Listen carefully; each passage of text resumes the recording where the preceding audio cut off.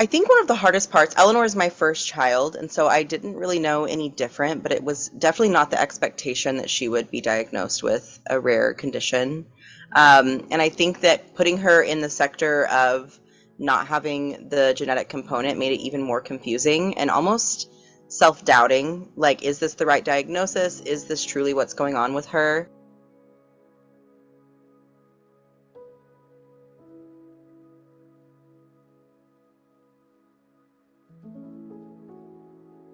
So my name is Maddison. My daughter's name is Eleanor, and she has GLUT1 deficiency syndrome. She's currently 4, and she had her first seizure at 6 weeks old, and she was diagnosed right before her second birthday. She started modified Atkins right after that, about 2 months later, and was on it for about 2 years. When she had her first seizure, it was written off as acid reflux. They thought that maybe that's what happened. And then she had her second seizure about a week later.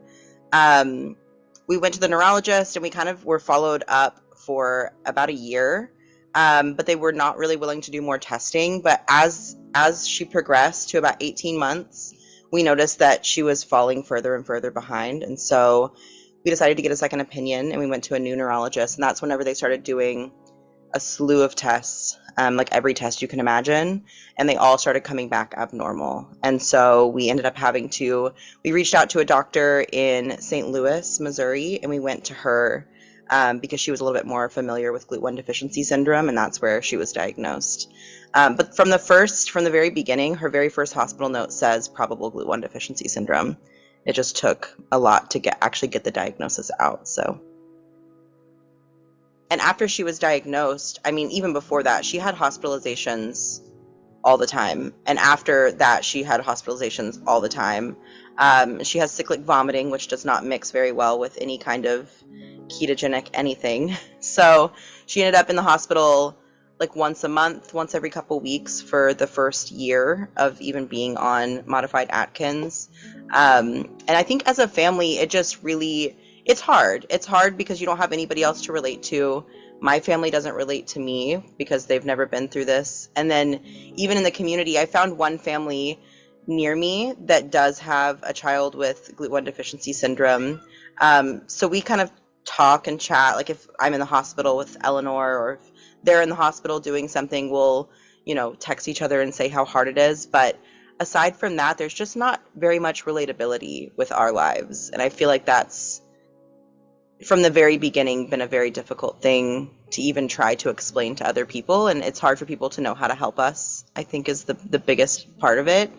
But also just knowing that I had a before GLUT1 and an after GLUT1, and Eleanor never had a before, and this is just how her life is forever, I think is one of the most difficult parts of it, that I can't help her with it. I can only do so much, and I can only try new treatments and take her to doctors and do therapies, but I can't actually fix it.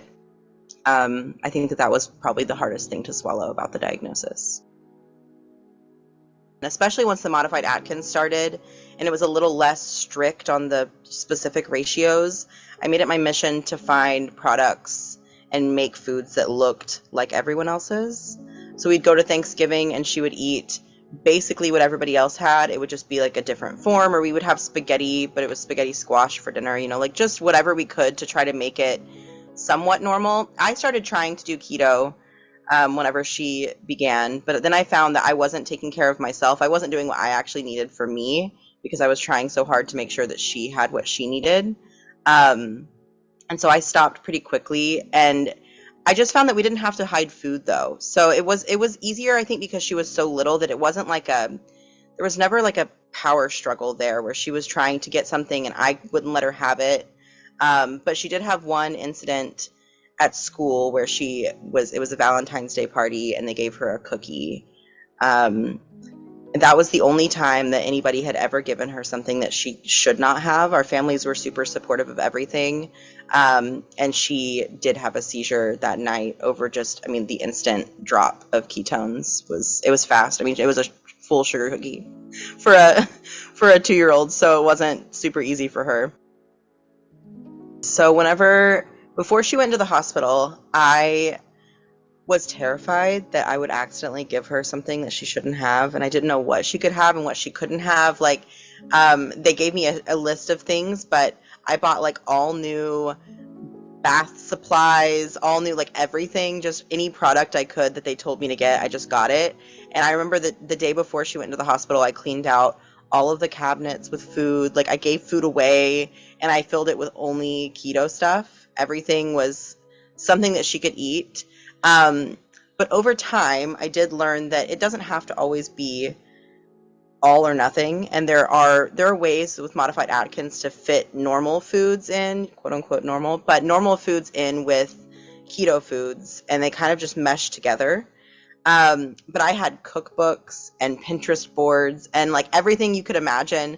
But I think at first I went too hard with it. Like, I wanted to make it fun, and I'd make her cookies, and I try to do everything from scratch. And over time I found companies and products, like Chalk Zero was a huge one for us, but companies and products that really were able to bring that normalcy in to where she could have normal food. She could have like a peanut butter and jelly sandwich, but we just had to make it fit into her diet. So I did eventually reintroduce foods back into my home that weren't just like coconut flour or almond flour, but that was definitely a challenge to try to make sure that I just didn't know what to expect, I guess. This is an interesting part of this, is that with Eleanor, she was hospitalized. We saw the dietitian every day.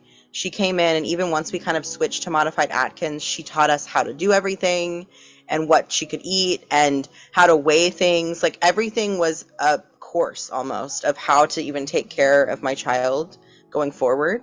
But talking to other families in my area, one family went to the doctor, their daughter has GLUT1. One family went to the doctor, and the dietitian gave them a sheet of paper and was like, okay, go home and try this. And it was modified Atkins, and they had no idea what to do. And another family in Fort Worth, they just got a phone call. And the person, like the doctor on the phone, was just like, we're going to switch him onto modified Atkins. And then they just had to figure it out. So I actually felt really lucky, and I ended up doing a lot more teaching than I thought that I would, because I got all of this instruction. I don't know if it was just because she was initially going to be on like a ratio diet, and so we just kind of got lucky with that and were able to get more instruction. Obviously, I still had questions, and obviously there were things like I looked at the Charlie Foundation, and the GLUT1 Foundation is really helpful. They have a lot of things up, but the doctors and the dietitian were really supportive of me. And then I met these new families, and I almost was like teaching them, like trying to show them the things that I had learned from the doctors. And it's so crazy to me that that was just not something that across the board was available to everybody. In 2021, she was diagnosed in 2020, and then in 2021, we had just kind of gotten done with a year of hospital stays all the time, and it was really traumatic. She had really bad cyclic vomiting, which is kind of turned, they thought that it was in the beginning too, but it's kind of turned into like migraines, and I think it just kind of showed up as cyclic vomiting in the beginning. But it was like every 2 weeks on the dot, she would start throwing up to the point that she couldn't eat. So we would end up back in the hospital. She would have an NG tube put down her nose so that she could eat, and we would give her like ketogenic formula with some cornstarch in it to try to kind of cut it a little bit so that she didn't have acidosis as bad. And in 2021, she got COVID and was hospitalized because sickness brought out those symptoms too. So she would always start throwing up with anything. And we opted for a G tube. And so throughout that journey, there were several times that she had to use the G tube in her stomach to be able to kind of get back to eating after the cyclic vomiting. And at a certain point, it just was too much to let her be hospitalized over and over. And I just wanted to see if there was anything we could possibly do. So I talked to her neurologist. C7 oil is pretty difficult to get, but we were able to get some and start trying it. So we weaned her completely off the diet. It took a few weeks to kind of get her switched onto it, but it was last April that we weaned her completely off the diet and then onto C7 oil. Had to adjust that too because her stomach is so sensitive. So any oil or like major fatty sources, which is so unfortunate because that's what she has to have. Um, but those always kind of trigger the vomiting for her, which triggers other seizure-like symptoms or, actual seizures. And so we just had to be pretty careful about the oil and what we did with it. But um, I feel like it's going really well. Modified Atkins is always on the back burner for us. It's always there and available. And I wanted, even whenever we took her off of it, I wanted to always remember that that was always an option to go back to it. But I just wanted to see if there was anything we could do different. The fixing it thing. I'm just trying to fix it, but there's only so many things you can really do to fix it. So I think that over the year that Eleanor was hospitalized all the time, and we just kind of kept finding ourselves back in the same place. And every time you'd get out and you'd think that everything was good and they'd up our medicine of Periactin and you'd kind of realize that things were going to be better. Like everything was going to be better now. We're back home. The excitement of being back home was huge.